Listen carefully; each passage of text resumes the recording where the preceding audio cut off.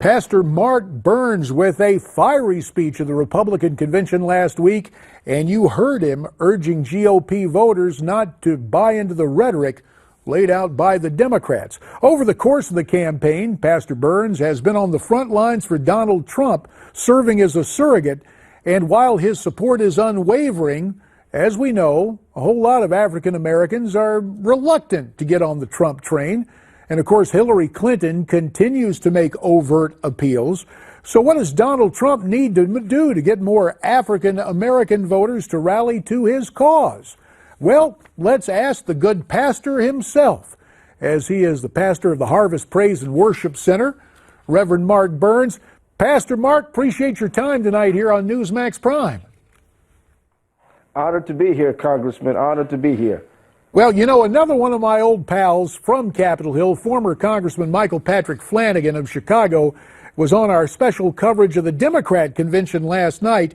He gave advice to Trump on how to grab some of those disaffected Democrats who are not from Hillary Clinton. It's advice you might agree with. Let's listen to it now.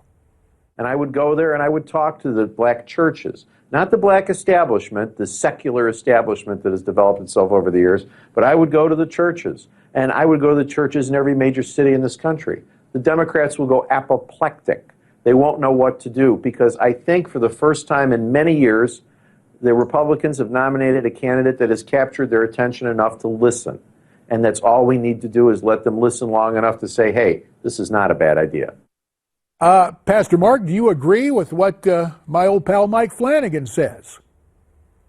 Well, you know, I'm going to have to agree with the Congressman. I mean, the black church has always been the steeple within the black communities, since the time of the Civil Rights Movement, which is why one of the reasons the Johnson Amendment is in place to muzzle the mouth of the black pastor, the black preacher, to remove their power and authority to persuade and let's stop for a second and let me explain to everybody. You talk about the Johnson Amendment. When Lyndon Baines Johnson was president, he leaned on Congress to change the tax code that would lean on the churches to say there should be no overt political endorsements from the pulpit, or churches might lose their tax-exempt status, correct?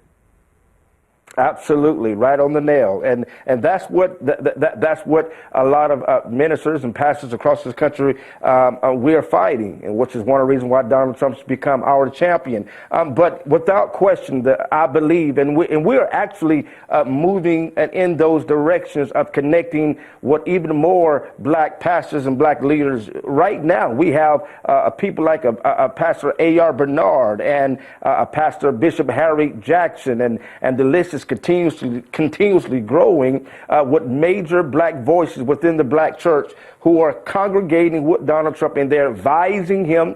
There's a 5-point plan that we are going to be releasing here real soon, and it has directly been impacted by black leadership within the black church. So I'm going to say yes, he gave great advice to Mr. Trump. Well, as we know, Hillary Clinton's been making the rounds at churches in South Carolina even. In fact, she was down in Florence, down in the Low Country, speaking to voters and congregants at the Cumberland United Methodist Church. Let's look and listen to what Mrs. Clinton had to say. And I have a special commitment to the historically black colleges and universities of America. Both public and private, have educated most of the professionals of the African American community, most of the teachers, most of the doctors. My view is we need to make sure they keep doing that. So you hear Hillary, and you can't blame her. I mean, politics is the art of addition.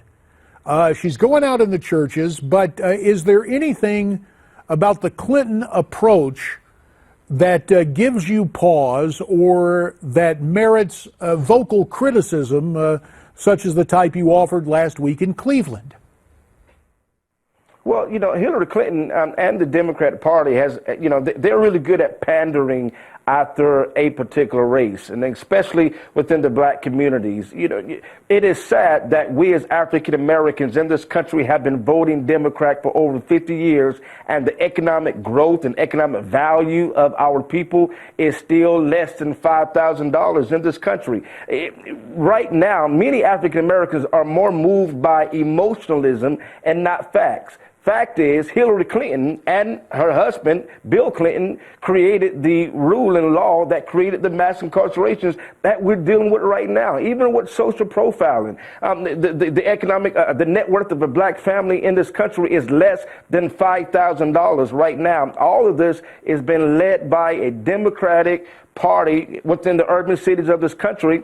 Most are led by Democratic politicians. And so, but Hillary Clinton is good at pandering, even with her infamous hot sauce comment. She will do or say whatever she has to say in order to get your vote, but at the same time, continue a third term of President Barack Obama, because we can see even now what he's done with the African American community in his 8 years of his presidency. And so it's very sad that even with having the mothers of the movement at the DNC, I mean, I think that was shameful to have the mothers of the movement, and after the outcry of Republicans and Donald Trump, only then did they decide to add victims of the fallen police officers. But before then, they were not even on the lineup. They were just focusing on the anti-police rhetoric in the DNC, playing on the fears of African Americans in this country, that you should fear the police, and we're going to display the mothers of the movement so you can see we're rallying behind you, we're supporting you, while at the same time, they're the very reason why many of the African American communities are in the shape that they're in. And we heard the chant time and again through the convention hall in Philadelphia, Black Lives Matter. Pastor, based on your interpretation of the scriptures, don't all lives matter? Without question, God is a God of love for all people, whether you're gay, whether you're straight, whether you're rich or poor, whether you're black or white, Hispanic, whatever your race is, God is a God of love. We are all his children. And I think it is anti-American. I think it's divisive to just categorize one particular race. That is not the spirit of Dr. Martin Luther King.